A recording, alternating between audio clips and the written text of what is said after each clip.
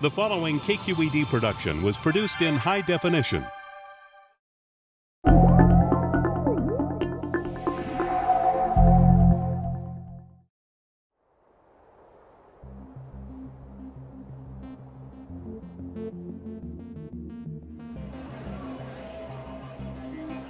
So, what do this,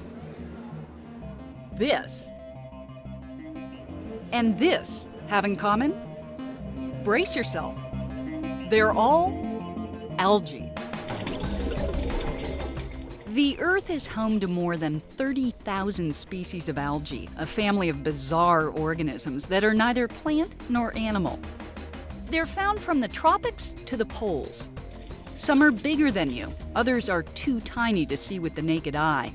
And thanks to a few of the tiniest ones, someday you just might be using algae to fuel your car. Algae are really cool because all of them can do photosynthesis like plants, converting the energy of the sun into biomass and chemical energy. So they're pretty much everywhere you look. And I could even hold a petri dish out the window here and catch algae right out of the air. So sometimes you'll see me just driving along in Berkeley, holding a petri dish out the window like this and catching algae that I can take back to the lab and grow. So this is an example of what happens if I drive along holding a petri dish out the window. You can see there are a lot of colonies on this plate, and I see a couple of green colonies here. So those are some algae that we caught. Basically half a dozen colonies would be a good day for algae. And a good day for algae is a good day for humans. If algae hadn't started breathing in carbon dioxide and exhaling oxygen 3.5 billion years ago, none of us would be here. If algae had never come along and produced oxygen for the Earth's atmosphere, humans would never exist. Like most plants, algae have mastered a process called photosynthesis. Basically, algae act like little factories. They use the energy in sunlight to pull carbon dioxide out of the air. Then they break down water to manufacture that CO2 into sugars and fats and spew oxygen into the air as a waste product. But for the algae, those sugars and fats are what it's all about. They use most of these raw materials to assemble more algae, lots more. But in certain situations, algae are a bit like us. They can overeat sun energy, and they end up storing the extra energy as oily fat, kind of an algae spare tire. Some algae can produce more than 50% of their biomass as oil. In the lab and in applications for bioenergy now, we'd like to try and exploit that natural capacity. That's essentially the dream that's pushing algae into the biofuels headlines. Compared to corn ethanol, which requires the breaking down and fermenting of complex sugars, algae fat, a type of lipid, can be squeezed out and refined directly into fuel like biodiesel. And unlike fossil fuels, burning algae-based fuels wouldn't release any new greenhouse gases.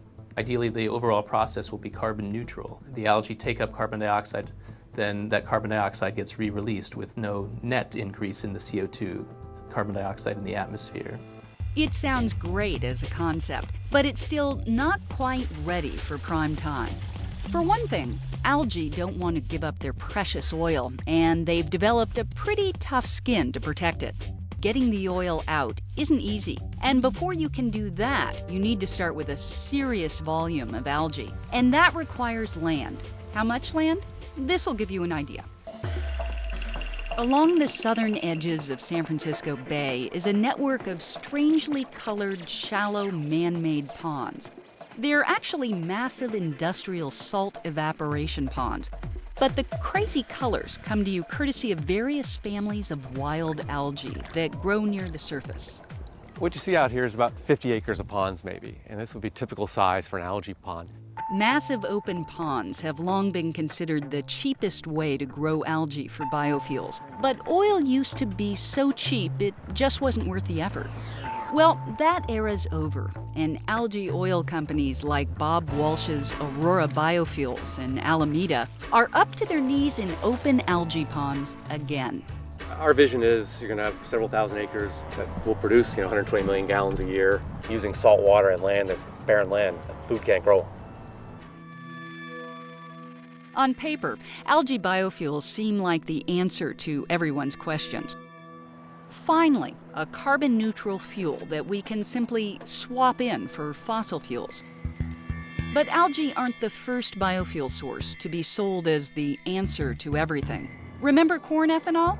Let's just say it didn't quite work out as planned. We visited San Francisco's Mission District with Stanford University researcher Holly Gibbs to get a taste of corn ethanol's dark side. The idea of producing biofuels from regularly grown plants and crops seems like a great idea. What we didn't plan for were some of these unintended consequences. We saw the prices for corn, wheat, soybeans, and oil palm triple from 2000 to 2007.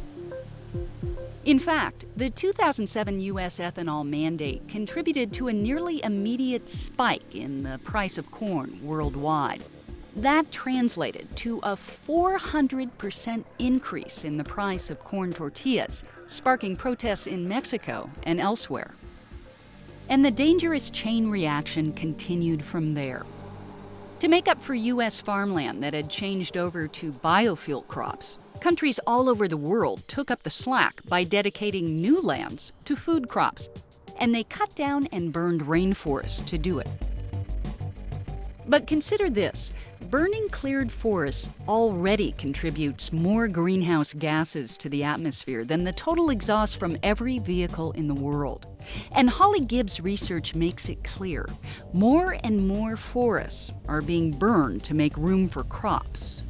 These pictures that are taken from space, taken from above, looking down at the land surface, it lets us track individual land parcels as they move into or out of different land cover categories. And what we found was startling. During the 1990s, for example, we saw that more than half of new cropland came from intact, closed rainforest.